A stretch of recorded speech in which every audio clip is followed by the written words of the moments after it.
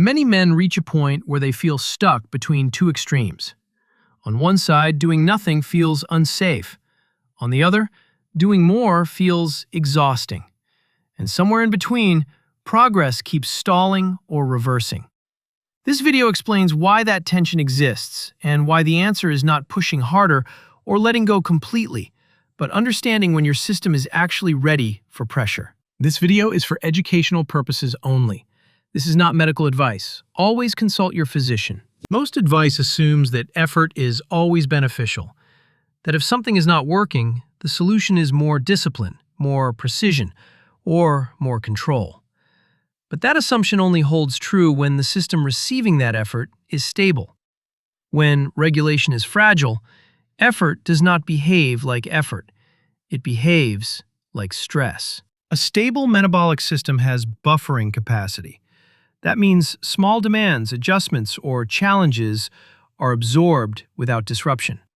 Energy access remains steady. Signals stay proportional.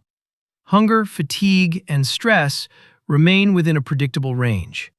In that state, effort can be useful.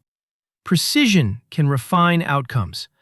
Optimization can move things forward. But in an unstable system, buffering capacity is reduced.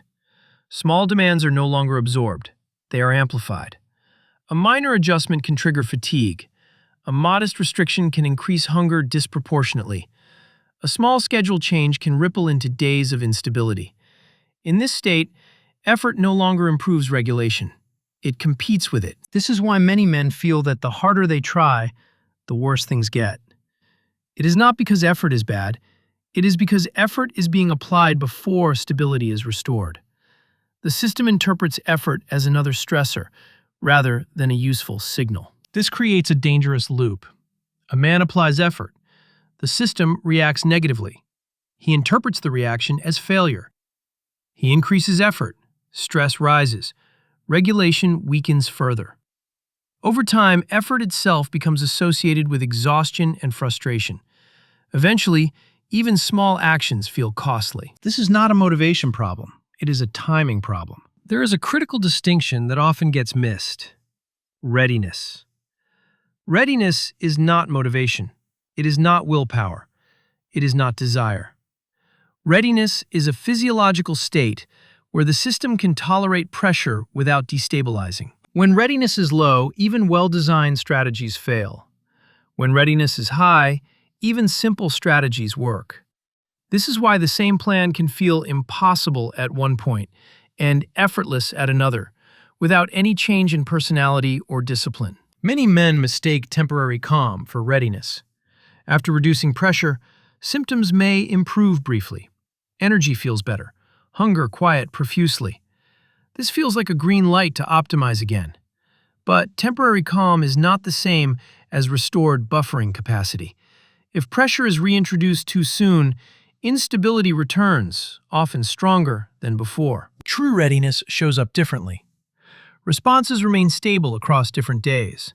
Small disruptions do not cause large reactions. Energy availability is consistent. Hunger signals are proportional. Stress does not immediately spill into fatigue or cravings. These are signs that the system can tolerate input again. Only after this point does effort regain its usefulness. This is why sequencing matters more than intensity. Stability must come before optimization. Optimization must come before precision. Reversing this order creates friction. Following it creates momentum. A stable system does not need constant control. It responds predictably. A fragile system demands constant attention, constant correction, and constant restraint. Ironically, the more fragile the system, the more effort it demands just to maintain baseline function. Understanding this reframes the entire experience of falling off track. It is not a moral failure. It is not laziness. It is a signal that pressure exceeded capacity. Progress becomes sustainable not when effort increases, but when effort aligns with readiness. This perspective removes guilt and replaces it with clarity. It explains why pushing harder sometimes works and sometimes backfires. It explains why rest alone is not the solution, but pressure alone is not either. What matters is when pressure is applied. In the next video, we will explore how to recognize readiness signals clearly and how to tell the difference between true stability and temporary calm, so effort becomes productive instead of punishing. Until then, remember this: effort is not the enemy. Mistimed effort is.